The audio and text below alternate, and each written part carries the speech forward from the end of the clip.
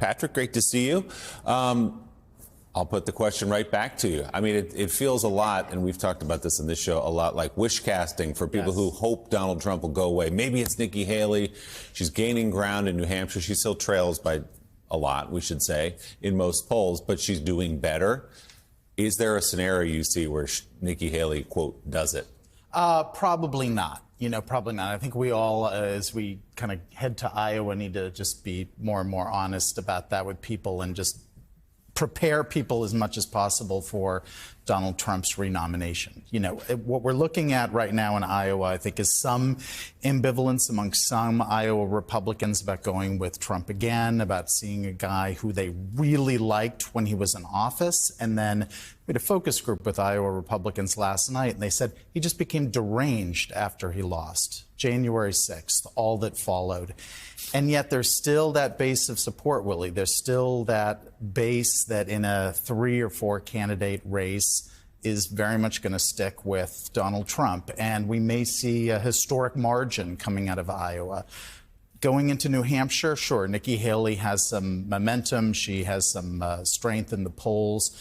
But at least at this point, in terms of dynamics that we've all seen, when John Kerry surprised and toppled Howard Dean, when Barack Obama came up hard late against Hillary Clinton, even when Trump ran hard at Cruz and broke away, we're not seeing that kind of energy and kind of surging among voters right now. So we'll say anything could happen, but I think we need to be fully prepared for Trump to do it again. Yeah, as you write in the piece, there's the Ron DeSantis of it all. He's put almost all of his eggs in the Iowa basket. If he finishes third, let's say, behind Trump and Nikki Haley in Iowa, there will be questions raised about whether he should continue from there, allowing perhaps Nikki Haley a little bit more direct confrontation with Trump in New Hampshire. Totally possible. I mean, we've seen this before. A third-place finish would be a pretty big shock for Ron DeSantis. The money could dry up quick. There'll be calls for him to drop out. He's spent, as we all know, so much time in Iowa. He's put his credibility, Governor Reynolds' credibility on the line. So you may see him fade quick. We also might see a surprise in this focus group that we did last night with Iowa Republicans.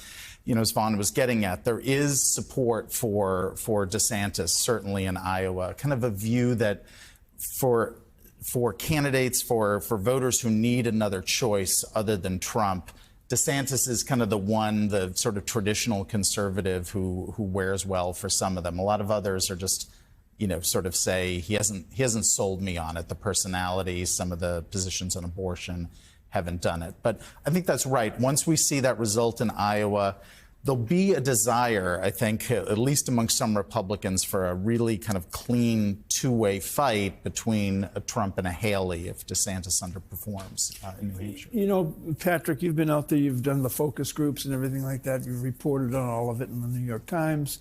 There's an old newspaper expression that one of the best stories is always located in the loser's locker room. Mm-hmm.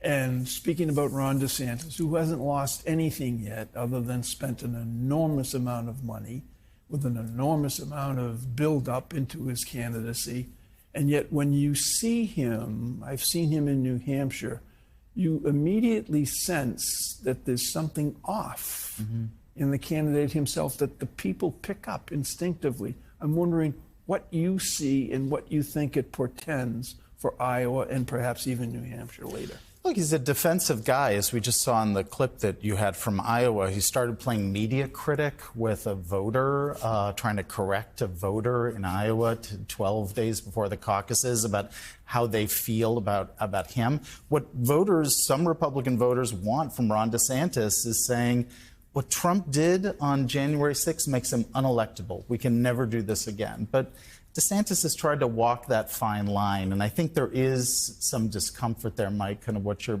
picking up on, just that sense that this is not a happy warrior. This is not a comeback kid. This is not an insurgent.